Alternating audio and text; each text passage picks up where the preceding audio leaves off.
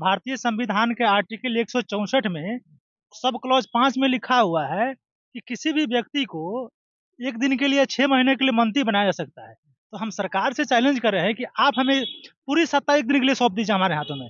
हम साबित करके दिखा देते हैं कि भ्रष्टाचार हुआ है कि नहीं। इतना निर्दयतापूर्ण ये प्रहार किया गया प्रशासन के जो कि आप देख सकते हैं कि मैं झंडा उठाया था, झंडा के लठ से मेरा पूरा छात्र अपना समय अपना सब कुछ यहाँ पे दे रहे हैं ना, और हमें न्यायपालिका पे भी पूरा विश्वास है कि वो हमारे हक में ही फैसला सुनाएगी। जब से रहमांसु सर जो 18 तारीख से उस दिन से हम लोग लगे हुए हैं। रोहित सर के साथ भी हम लोग थे और हम लोगों का यही एक ही है कि जो जो शुरू से री एग्जाम जो हम लोग चाह रहे हैं उसको एक बार करा दें। फिर हम लोगों के लिए कोई मतलब मुद्दा नहीं है। बस सेंटर चल रहा है और बगल में किसी कार्यक्रम की तैयारी हो रही है। एसओपी में लिखा होता है कि वहाँ पर 144 लागू होता है, कोई आदमी नहीं, लेकिन वहाँ लग ही नहीं रहा था कि एग्जाम का सेंटर हो। अगर हमें माननीय उच्च न्यायालय से निराशा प्राप्त होती है तो हम लोग सर्वोच्च न्यायालय की ओर रुख करेंगे। हमको लगता है कहीं ना कहीं कि नीतीश कुमार जी उस मांगों को पूरा कर देंगे। जितना जल्दी कर देंगे तो हम लोग भी अपना घर बिस्तर जाएंगे। बेगूर जेल में रामांशु सर गए हैं, कल परसों हम लोग भी जा सकते हैं। ऐसा थोड़ी ना है। लेकिन अगर अपना हक मानना संविधान के आर्टिकल में मतलब कि फंडामेंटल राइट के तहत हक मांगना अगर सरकार के नजर में गलत है तो हम लोग भी गलत हैं। अगर माननीय मुख्यमंत्री के द्वारा या आयोग के द्वारा यह हमें आश्वासन मिल जाता है कि री एग्जाम होगा, तो ये लोग क्यों यहाँ पे बेवकूफ लोग तो बैठे हुए हैं नहीं, सबको अपना कीमती समय और हम लोगों ने एक बार आंदोलन किया और उसके बाद पीछे बैक हो जाता तो इनको लगता था कि बच्चा लोग है 2 दिन 4 दिन करेगा और फिर उसके बाद में बैक हो जाएगा। लेकिन ये इतना बड़ा आंदोलन है, अगर आप देखिएगा तो किसान आंदोलन के बाद सबसे बड़ा आंदोलन इतिहास में तो ये आंदोलन अभी तक है। से माननीय मुख्यमंत्री से इतना ही कहेंगे कि जिस आंदोलन की आप लोग छात्रों की उपज हैं, वो छात्रों के हित में एक ही फैसला है कि हम लोग को री एग्जाम कर दिए, हम शांतिपूर्ण अपने अपने घर चले जाएंगे। 3 रूम था, 3 रूम का सेंटर था, खिड़की किसी में नहीं, मतलब कि अव्यवस्थित तौर पे क्वेश्चन देने में वहाँ पर लेट किया गया 5-10 मिनट, और उस क्वेश्चन में क्या हुआ कि हम अंतिम का 10-15 क्वेश्चन कलर नहीं कर पाए थे। इतना निर्दयतापूर्ण प्रहार किया गया है क्योंकि हम लोग शांतिपूर्ण री एग्जाम की मांग कर रहे थे, लेकिन उस स्थिति में हम लोग के ऊपर प्रहार किया गया। रहमांसु सर जेल नहीं गए, रहमांसु सर का शरीर जेल गया है। रहमांसु सर के विचार आत्मा है। हाँ, आत्मा और उनका विचार। नमस्कार, आप सच टॉक देख रहे हैं और मैं आपके साथ विष्णु पांडे। तो फिर से हम पटना गर्दनी बाग में खड़े हैं जहां पे बीपीएससी 17 का आंदोलन चल रहा है। आज 45 दिन से आंदोलन का हो गया, डेट बढ़ते जा रहे हैं, लेकिन इनकी मांग री एग्जाम के लेकर है। अभी तक उसमें कोई सुनवाई नहीं हुआ है। कोर्ट का भी फैसला आने वाला था, वो भी टल गया है। लेकिन हमारे स्टूडेंट है जो अपनी ताकत को आजमा रहे हैं, अपनी सरकार से गुहार लगा रहे हैं कि हमारा री एग्जाम करा दिया जाए। हम भी एक स्टूडेंट है और हमारे भी एक परिवार है जो हमसे उम्मीद लेके बैठा है कि कुछ अच्छा होगा तो हमारा परिवार चलेगा। सबसे पहले स्वागत जी। 2 दिन पहले आप लोगों को लाठीचार्ज किया गया, लगा था आपको भी? जी बिल्कुल, हम लोग तो आंदोलन में थे और इतना निर्दयतापूर्ण ये प्रहार किया गया प्रशासन के जो कि आप देख सकते हैं कि मैं झंडा उठाया था, झंडा के लठ से मेरा पूरा झंडा मतलब झंडा खींच लिया था क्या? हाँ, झंडा खींच के और उसी झंडे से वार किया गया। ऐसा प्रशासन का प्रहार मैंने आज तक नहीं देखा। हम भी लोग बिहार के निवासी छात्र हैं और बस अपने लिए क्या मांग, निवासी कहीं के रहने वाले हैं वो मैटर नहीं करता, लेकिन अगर झंडा अगर हाथों से खींचा जा रहा है तो सबके लिए है। आप समझ सकते हैं ना। आप इसी से अंदाज लगा लीजिए कि कितना निर्दयतापूर्ण प्रहार किया गया है क्योंकि हम लोग शांतिपूर्ण री एग्जाम की मांग कर रहे थे, लेकिन उस स्थिति में हम लोग के ऊपर प्रहार किया गया। मैं तो बस सरकार से माननीय मुख्यमंत्री से इतना ही कहेंगे कि जिस आंदोलन की आप लोग छात्रों की उपज है, वो छात्रों के हित में एक ही फैसला है कि हम लोग को री एग्जाम कर दिए, हम शांतिपूर्ण अपने अपने घर चले जाएंगे। री एग्जाम अगर होता है तो आप शांतिपूर्वक अपने घर जाके अपनी तैयारी करेंगे, है ना? चलिए और लोग हैं, जानने का कोशिश करेंगे कितना % लग रहा है री एग्जाम? भैया पूरा 200% हुआ है कि री एग्जाम होगा, क्योंकि छात्र अपना समय अपना सब कुछ यहाँ पे दे रहे हैं ना, और हमें न्यायपालिका पे भी पूरा विश्वास है कि वो हमारे हक में ही फैसला सुनाएगी। अगर हमें माननीय उच्च न्यायालय से निराशा प्राप्त होती है तो हम लोग सर्वोच्च न्यायालय की ओर रुख करेंगे। हाँ, अगर वहां से भी कोई कुछ फैसला नहीं आता तो फिर क्या करेंगे? अब इसका हम कैसे बोल सकते हैं, क्योंकि न्यायालय पे ही ना, न्यायालय कभी भी किसी के साथ अन्याय नहीं कर सकता है, तो हम विद्यार्थियों के साथ वो कैसा करेगा, कैसे करेंगे वो हमारे साथ न्याय? तो हमें पूर्ण विश्वास है, क्योंकि विश्वास पे ही पूरा दुनिया कायम है। तो हमारे पास तो लास्ट उपाय न्यायालय का ही है, जो जिसकी ओर हम लोग रुख कर चुके हैं। तक बैठे रहेंगे?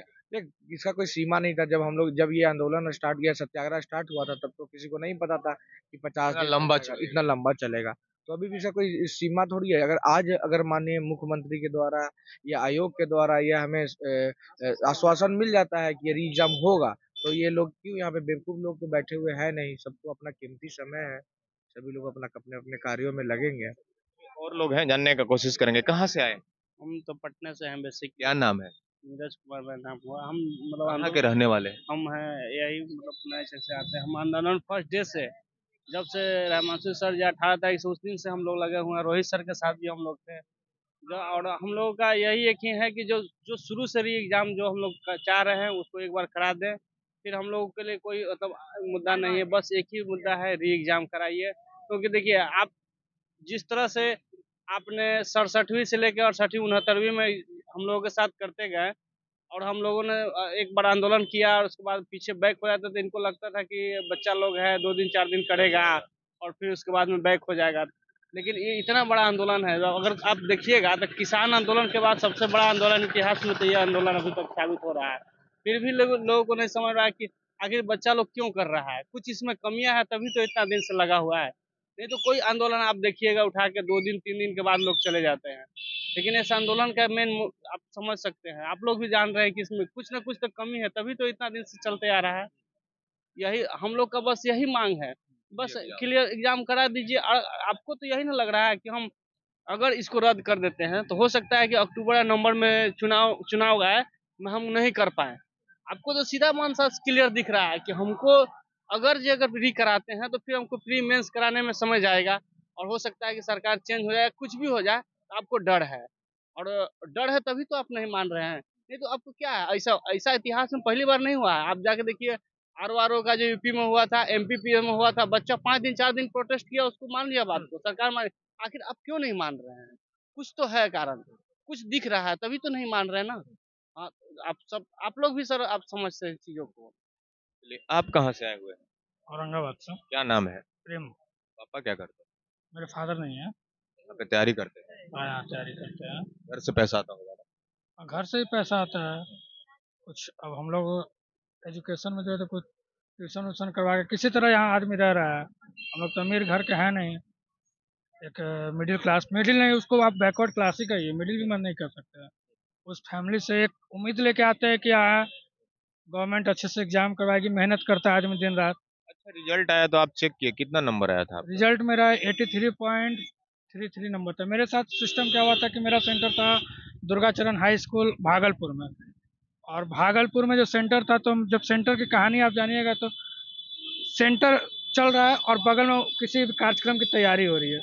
एसओपी में लिखा होता है कि वहाँ पर 144 लागू होता है, कोई आदमी नहीं, लेकिन वहाँ लग ही नहीं रहा था कि एग्जाम का सेंटर हो रहा है। 3 रूम था, 3 रूम का सेंटर था, खिड़की किसी में नहीं, मतलब कि अव्यवस्थित तौर पे क्वेश्चन देने में वहाँ पर लेट किया गया 5-10 मिनट। और उस क्वेश्चन में क्या हुआ कि हम अंतिम का 10-15 क्वेश्चन कलर नहीं कर पाए थे। हमने रिक्वेस्ट भी किया था, तो वहाँ जो इन्विजिलेटर थे उनके द्वारा कहा है कि हम रेड कलम चला देंगे। 2-3 बच्चों हम लोगों ने रेड किया था, लेकिन एक लड़की को हम लोगों ने बहुत बुरी तरह डांटा, तो फिर वहाँ से बच्चे निकल गए थे बाहर। सारा कुछ क्लियर हो जाएगा, सरकार को भी क्लियर हो जाएगा। मतलब एक बार जांच करने की जरूरी है। बच्चे हम लोग तो मांग किए ना, फर्जी से हम लोगों के 912 सेंटर का आप सीसीटीवी दिखा दिए। सीसीटीवी तो आपको दिखाने में क्या दिक्कत है, तो पब्लिकली ला सकते हो, उससे आपका क्या घाटा हो सकता है। ठीक है, आप एग्जाम की बात बाद में कीजिएगा, लेकिन उसको तो दिखा दीजिए एक बार। तो आप उसको भी दिखाने में डर रहे हैं। ये और लोग हैं, जानने का कोशिश करेंगे। क्या नाम हुआ आपका? मेरा नाम नायक जी जूनियर बुद्धा नाम है। क्या लगता है कितना परसेंट लग रहा है कि एग्जाम हो? री एग्जाम तो 100% है। अब री एग्जाम और जो तीनों हमारे जो एक गुरु हैं, 2 साथी हैं, उनका भी रिहाई का भी मांग है, और सोनू यादव जी का भी मांग है, मनीष कुमार जी का भी मांग है।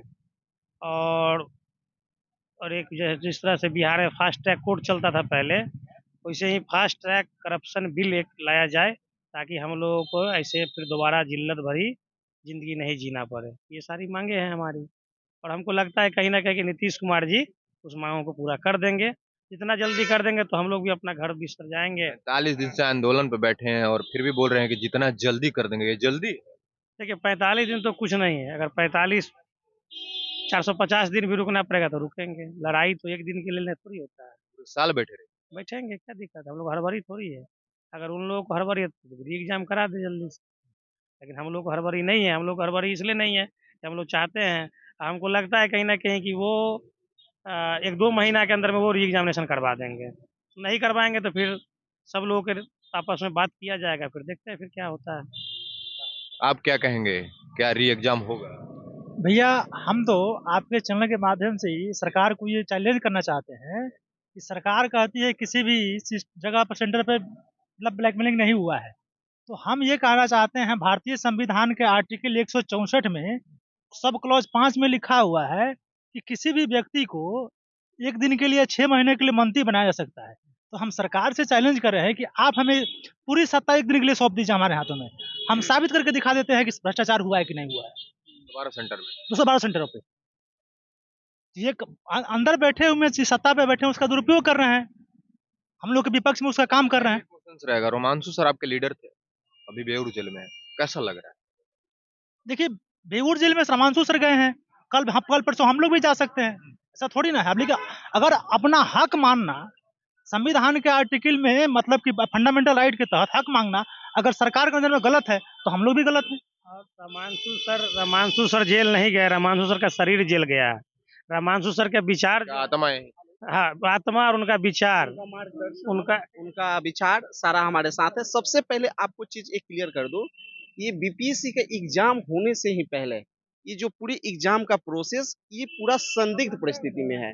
क्योंकि आप देखेंगे कि आज तक बीपीएससी का जो भी चेयरमैन है कभी भी उस मीडिया थे शिक्षण संस्थानों के बुला के उनसे कभी मीटिंग नहीं किया था। लेकिन अब की बार ऐसा क्यों हुआ? फिर एग्जाम के बाद एग्जाम सेंटर पर कई ऐसी चुनौतियां रहा है। आप अभी बता रहे थे, मेरे जो साथी है, आप देखेंगे कि बहुत जगह ऐसा हुआ है कि जो एग्जाम सेंटर पर वार्निंग घंटी मिलती है वहां पे पेपर कलेक्ट कर गया। आपके पाटलिपुत्रा में कई ऐसे संस्थान है। हम तो सरकार से चाहेंगे कि सारी व्यवस्था एग्जाम को ऑर्गेनाइज करने का उनका था।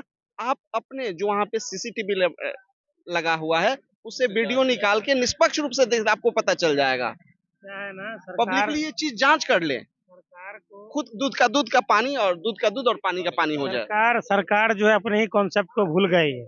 उनको पता नहीं चल रहा है कि कथनी क्या होता है, करनी क्या होता है। और कथनी और करनी में उनको फर्क पता चल जाता है तो आज हम लोग यहाँ पे री एग्जामिनेशन के लिए बैठे नहीं रहते।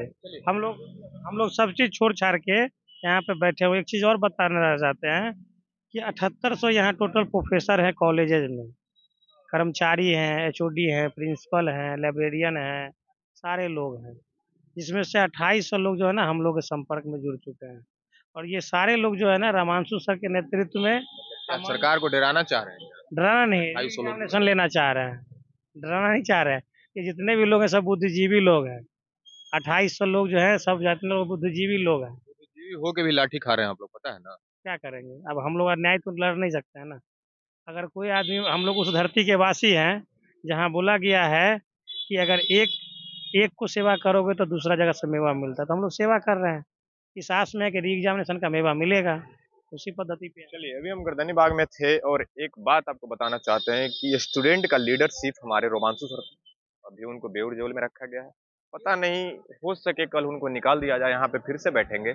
लेकिन एक छोटा सा परिवार से बच्चा पटना तैयारी करने आता है, कोई अदर स्टेट में जाके अपनी तैयारी करता है कि कुछ अच्छा हो, कि हमारी परिवार चले, हमारा घर चले और हमारे बिहार का नाम रोशन हो। उसको 45 दिन से अनशन पर बैठ के अपनी हक के लिए लड़ना पड़ रहा है। और हम यहीं से आपको लाइव अपडेट देते रहेंगे जब तक इन लोग आंदोलन को जारी रखेंगे और तब तक सरकार तक बात नहीं जाती है। तब तक हमारे साथ बने रहें। जय